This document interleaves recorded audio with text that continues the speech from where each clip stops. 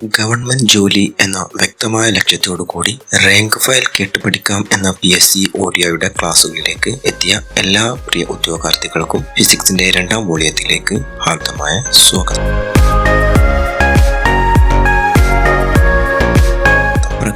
പ്രകാശത്തിന്റെ സ്വഭാവത്തെക്കുറിച്ചുള്ള പഠനം. ഓപ്റ്റിക്സ്.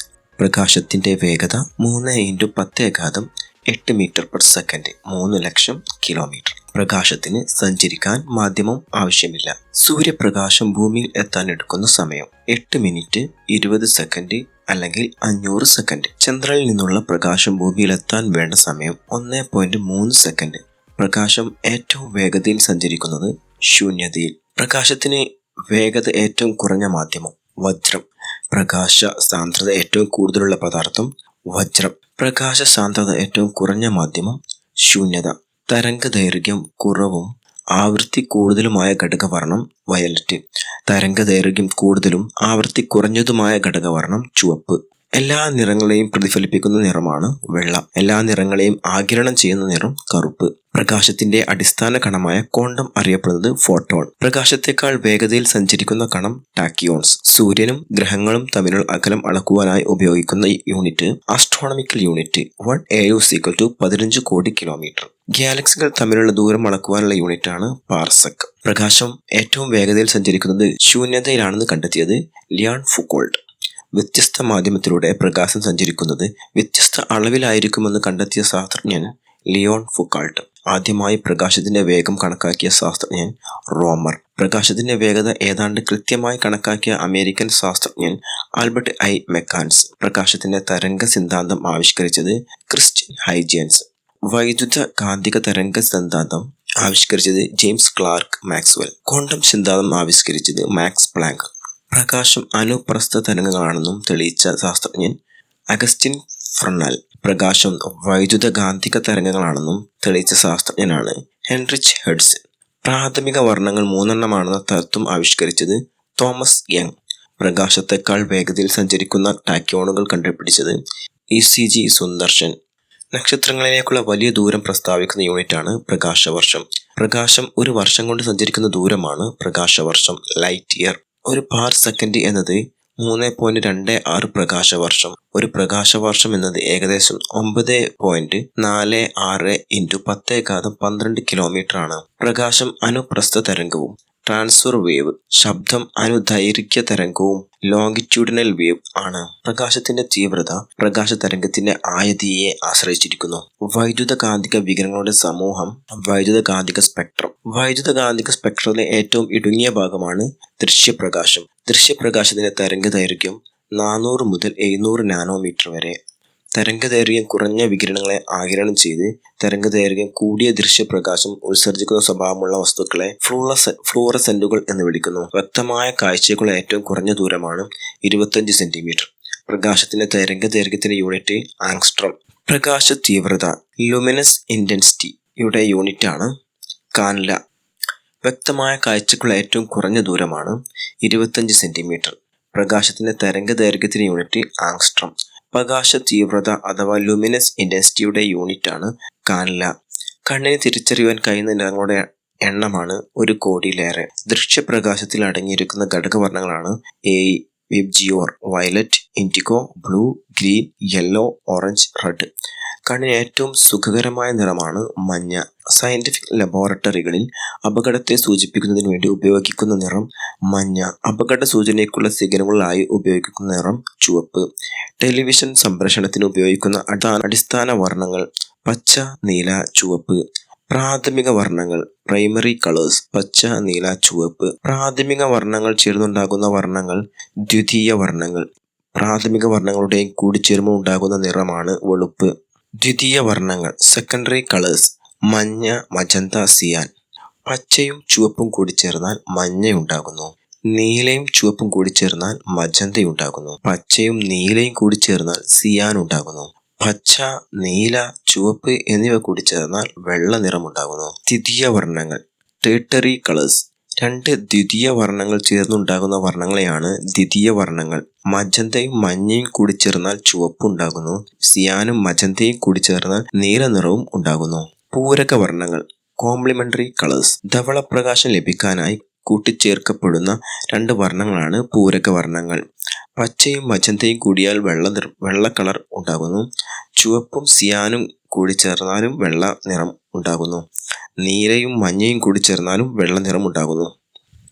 ഒരു ദ്വിതീയ വർണ്ണത്തോടൊപ്പം അതിൽ ഉൾപ്പെടാത്ത പ്രാഥമിക വർണ്ണം ചേരുമ്പോൾ ധവളപ്രകാശം ലഭിക്കുന്നു. പ്രാഥമിക ചായക്കൂട്ടുകൾ അഥവാ പ്രിന്റിങ്ങിലെ പ്രാഥമിക വർണ്ണങ്ങളാണ് മഞ്ഞ, മജന്ത, സിയാന്. ചുവപ്പും പച്ചയും കൂടി മഞ്ഞ ഉണ്ടാകുന്നു. നീലയും ചുവപ്പും കൂടി മജന്ത ഉണ്ടാകുന്നു. നീലയും പച്ചയും കൂടി സിയാൻ ഉണ്ടാകുന്നു. ചുവപ്പ്, പച്ച എന്നീ നിറങ്ങൾ തിരിച്ചറിയുവാൻ കഴിയാത്ത അവസ്ഥയാണ് വർണ്ണാന്ധത, ഡാൾട്ടനിസം. പ്രകാശത്തെ കടത്തിവിടുന്ന വസ്തുക്കളാണ് സുതാര്യ വസ്തുക്കൾ, ഉദാഹരണം ഗ്ലാസ്.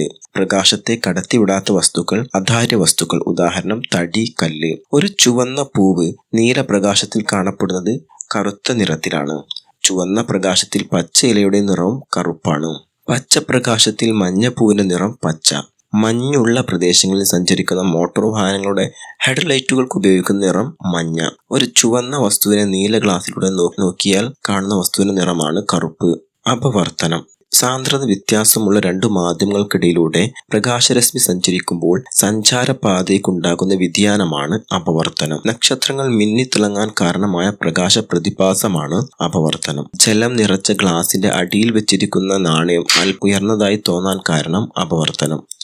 ജലത്തിൽ താഴ്ത്തി വെച്ചിരിക്കുന്ന ഒരു കമ്പ് വളഞ്ഞതായി തോന്നുവാൻ കാരണം അപവർത്തനം. നക്ഷത്രങ്ങളുടെ നിറം സൂചിപ്പിക്കുന്നത് അവയുടെ താപനിലയെ. മരുഭൂമികളിൽ മരീചിക എന്ന പ്രതിഭാസം ഉണ്ടാകുവാൻ കാരണം പ്രകാശത്തിന്റെ അപവർത്തനം. പ്രതിഫലനം, റിഫ്ലക്ഷൻ. മിനുസമുള്ള പ്രതലത്തിൽ തട്ടി പ്രകാശം തിരിച്ചു വരുന്ന പ്രതിഭാസമാണ് പ്രതിഫലനം. ഒരു പ്രതലത്തിൽ പതിക്കുന്ന കിരണം പതനകിരണം, ഇൻസിഡന്റ് റേ എന്നും പ്രതലത്തിൽ നിന്ന് തിരിച്ചു വരുന്ന കിരണം പ്രതിപതന കിരണം, റിഫ്ലക്റ്റഡ് റേ എന്നും അറിയപ്പെടുന്നു. ഡിഫ്രാക്ഷൻ.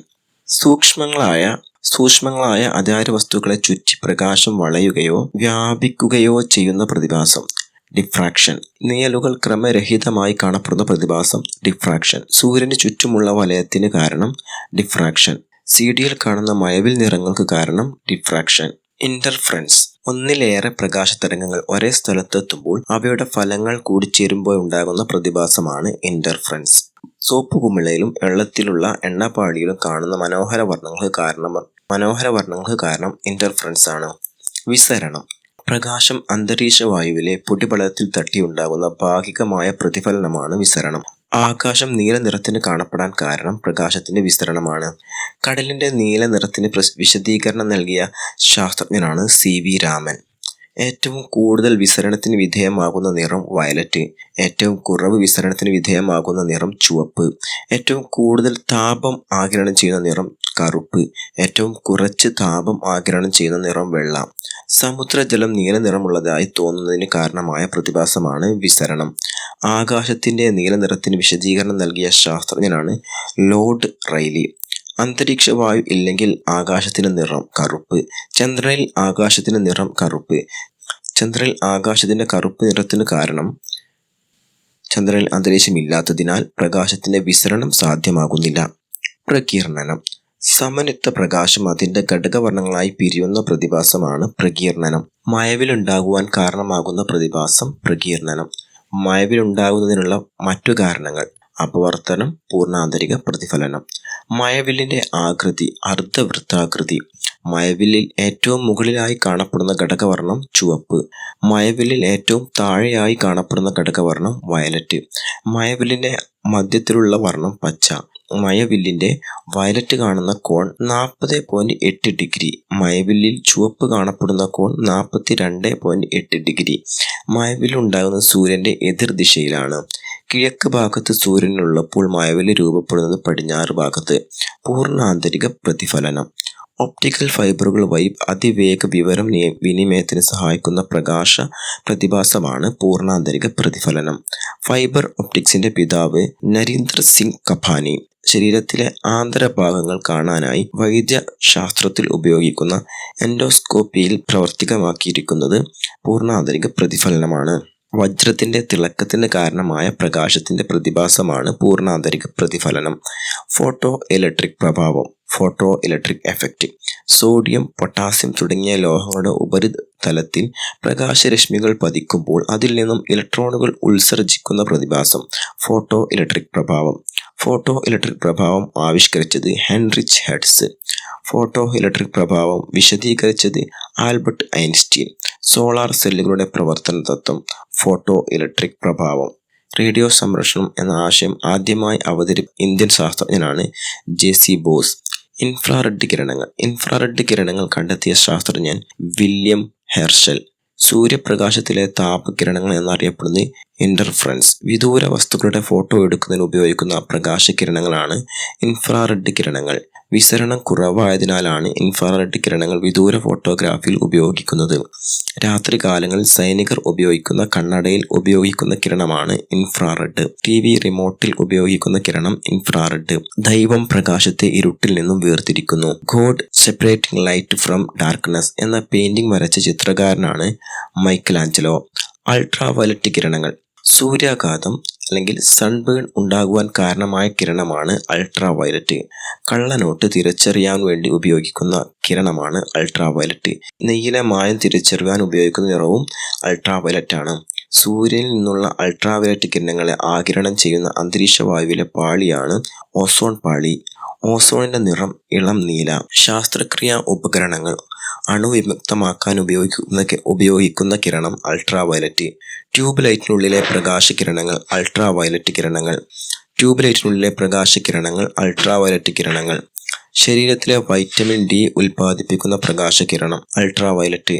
കോസ്മിക് കിരണങ്ങൾ കണ്ടെത്തിയ ശാസ്ത്രജ്ഞൻ വിക്ടർ ഹെസ്റ്റ്. പ്രകാശത്തെക്കുറിച്ചുള്ള ബാക്കി ഭാഗം അടുത്ത വോള്യത്തിൽ ഉണ്ടായിരിക്കുന്നതാണ്. എല്ലാവർക്കും വിജയാശംസകൾ.